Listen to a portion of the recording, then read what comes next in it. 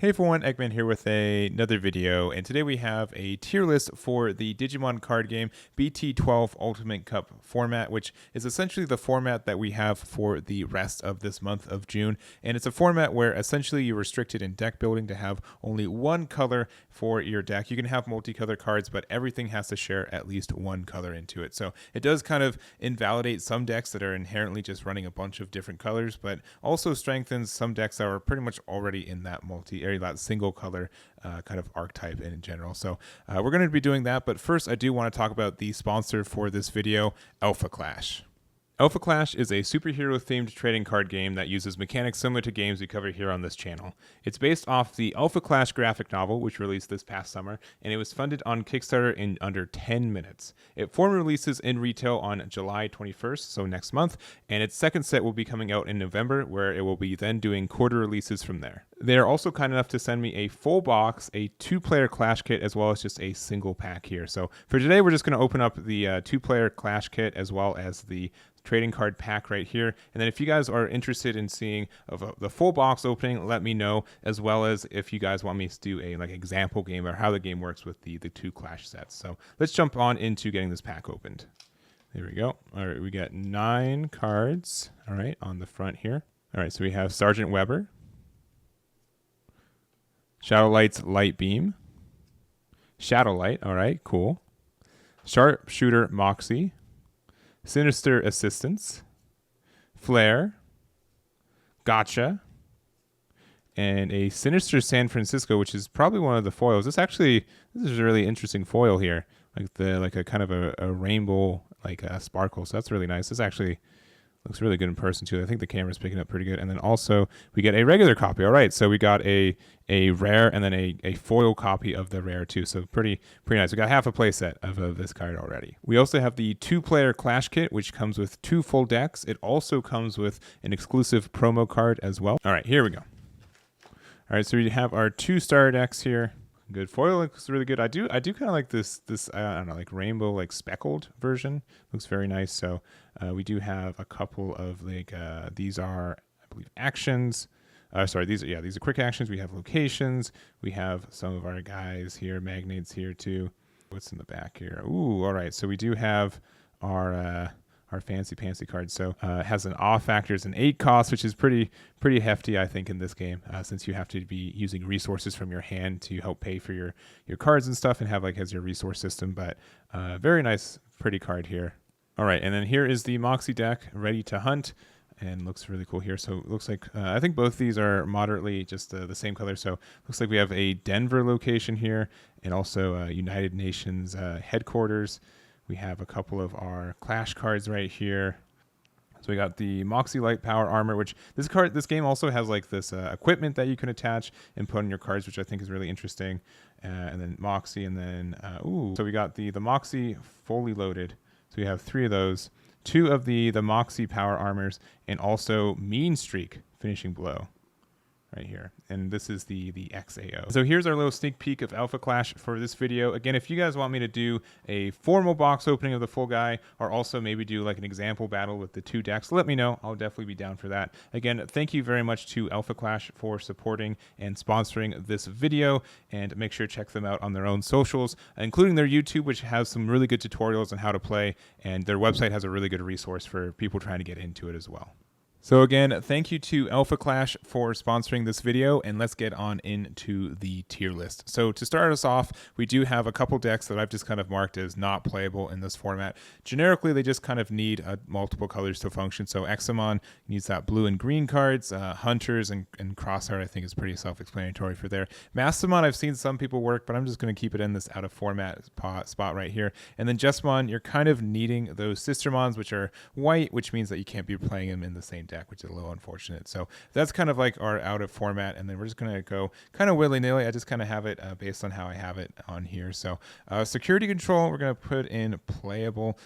The kind of issue with this deck is that it's the good version that we've been seeing at least a little bit in the last couple weeks is kind of the yellow and purple multicolor build, and since that's a little bit trickier to do in this format, it is possible a little bit, but also chaos degradation, you can only have 1 copy in this format as well. So I think it's okay. I don't think the security control is super good right now, but I think some people could play it and maybe find some success. The only other issue is that so many decks do have just the direct burn available to them in this card game right now too, so that really just bypasses a lot of the effects that would be triggering in the security anyways. Red hybrid as well can bypass that too. So we're gonna put it in here.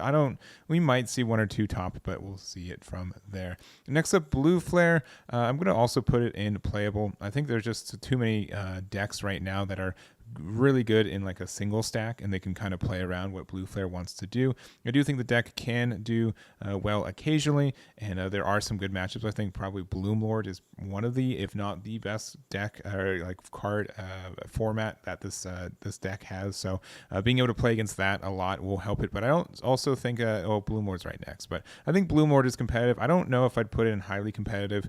I know a lot of people are on it, and it was doing very well in the BT11 version. We do also have the Quartz Mon that adds a lot to this deck, including like a good win condition, and not a lot of decks do have level 7s in this format too, because generically most of them are white, which means you can't be splashing them in there. But I do think like Bloomlord is pretty good. I don't know sure if I'd put it at the top of the tier, but I think it's very good. So I do think like, you know, if highly competitive, if Bloomlord was there, blue flare would probably be right underneath it because it's a very good matchup. But I think a lot of decks can kind of play around it, and it's just going to be putting right there. Dark Knightmon, I'm going to put in playable as well. I know people have been trying it out, and it's one of my favorite decks still, but it just feels not as well against a lot of the matchups in this one. It's a little clunky at times. You do kind of get some pieces, and it does have like de-digivolve, which is a little bit rare in this current format too, and just kind of the recursion you get from it. So I do like the deck, but I'm not sure if it's yet to be up into competitive, highly competitive. I think it will probably get maybe one or two tops this month if people are playing it, but we're going to just kind of leave it right there. Next up, Black War Greymon X. It's in between competitive and playable. I'm going to probably put it at the end of competitive for us here. The issue with this deck is that it's more reliant than it was on BT11 on having both colors of support. Traditionally, like the black tie tamer that we have is pretty strong, and also just the fact that we don't have X antibody. Also in the BT11 format, we still had Greymon X from BT11 at 4 copies. So I don't think it's as strong here. I might bump this down to playable. I think the deck is okay, and people will be trying it, but I'm not sure if it deserves its top spot at the moment here. But I will also just talk about War Greymon while we're at it. So I think definitely War Greymon is better than it. So I'm gonna put it like this. So War Greymon, and I think that's good. I also will say, like, I think the black base for Black War Greymon X is probably a little bit better in this one, but I'm gonna leave it right here. I could bump it up. I think it's kind of in the in-between here, but I'm just gonna put it in the playable category. But I think War Greymon X is a little bit better for what this format is doing in general. I think it's just a better boss monster in for that, and just the fact like we lose like a lot of like not running X antibody in this list means you lose a lot of protection that you'd want to. So I think War Grey is probably just a little bit better, and just you get more of the actual archetype in the deck too, which is nice. So we're gonna put it up there. Mervamon, we're gonna put.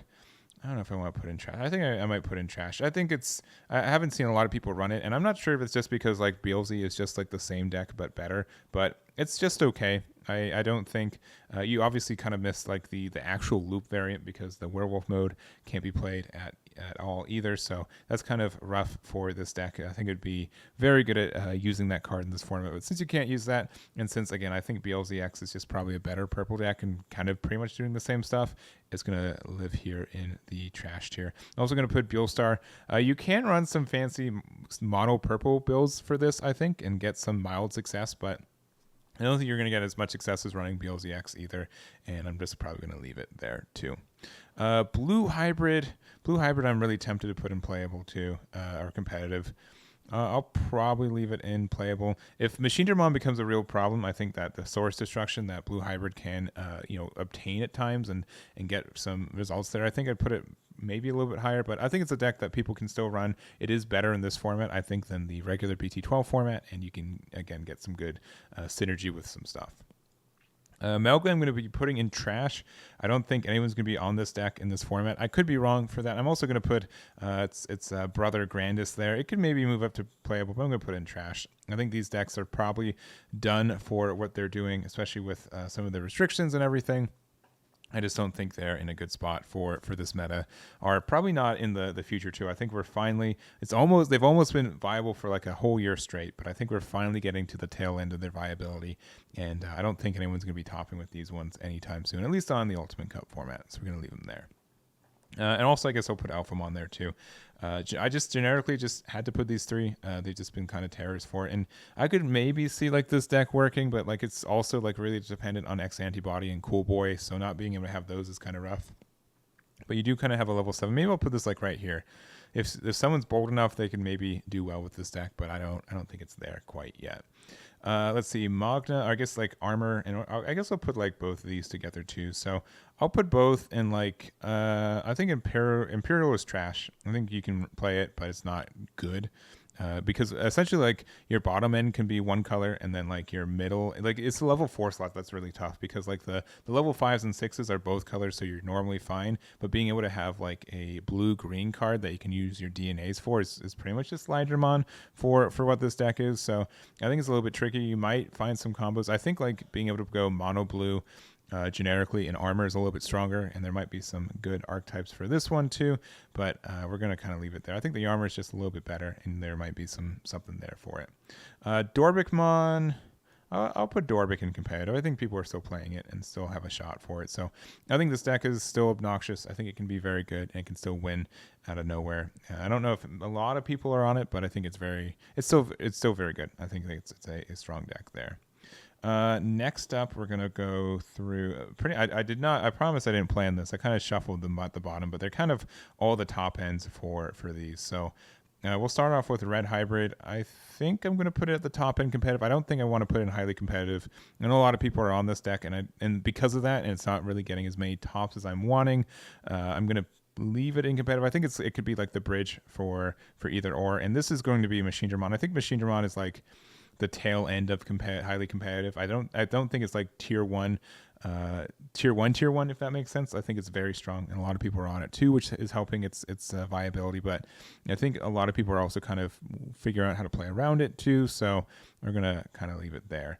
All Force, I'll put it like just squarely in highly competitive. I think it's one of the best decks in this format right now. A lot of people have been on it. It's been, it's faster than a lot of other decks in this format, which is strong. And I think it's good. And we'll have BLZX right next to it. I think this is still best deck in this format, to be honest. You don't really lose anything besides just the EX2 Impmon that you're losing anyways, but I think it's still in a really good spot. So we're going to leave it right there. Yellow Hybrid, I'm going to put it up here in competitive. I like this deck. I think it has some good matchups, and I think it's in a good spot, so I'm going to leave it right there.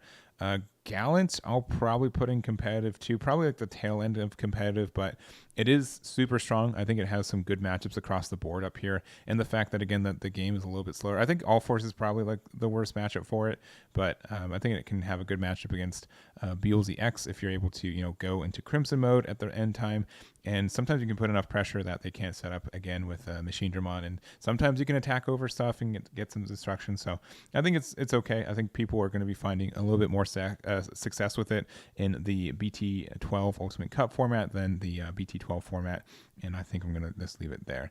Shine's actually, I think, also better in this format compared to BT12 in general.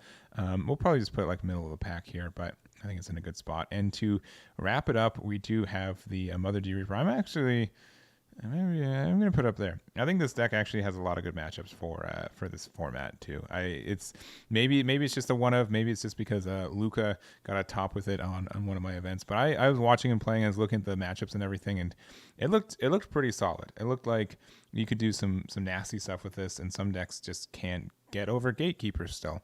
I'd probably say the worst matchup for you is probably the Red Hybrid. I think Red Hybrid has a pretty good matchup, and also the fact that Machine Dramon can occasionally get big enough to attack over Mother D Reaper, and or the same thing with a War Greymon if they're playing the right stack. So there are some bad matchups for you, I think, as well, but I think there's also a lot of good that this can do, and it can stop some other matchups. So I'm going to put it here.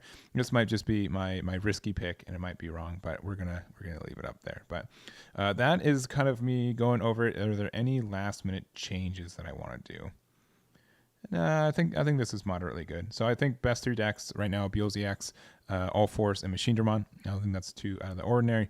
I think the runner-ups are probably Red Hybrid, Bloomlord, Wargrey, and then kind of Black Wargrey at like the tail end there. But Wargrey, Dorbic can be pretty good. Yellow Hybrid, Gallant, and Mother D Reaper at the end is my wild pick. Black Wargrey I think is okay. Red base is probably a little bit worse than black base in this format. We also have Blue Hybrid. Yellow Hybrid I might just put right. They're not Yellow Hybrid. Yellow Security Control. Probably just put in the tail end of playable. We do have Shine Gray, which I think is going to be better later. I think Blue Flare just doesn't have a lot of good interactions against a lot of these, because most of these are like single stack decks. Maybe, a lot of the gooder ones can just survive on one stack and just play around this, which kind of stinks for it. We also have Dark Knight, which I think can get some. This will probably get a top 16 in this month. We'll see if that's true or not, but I'm going to leave it here. And then these guys, which are just not as functional as they pretty much used to be. So we have, and then are again out of format. So that is my tier list. Again, this is my thoughts here. So let me know what your guys' thoughts are about this format and these decks, and where I got it right, where I got it wrong, and go from there. So that's going to be it for me. Again, thank you very much to Alpha Clash for supporting this, or for sponsoring this video. Do appreciate it. Make sure to check out their socials as well. And if you guys have any questions, or if you want me to make more videos with their products, please let me know, and I'll definitely do it. So that's going to be it for me. Thank you guys so much for watching, and I'll catch you all next time. Damn it.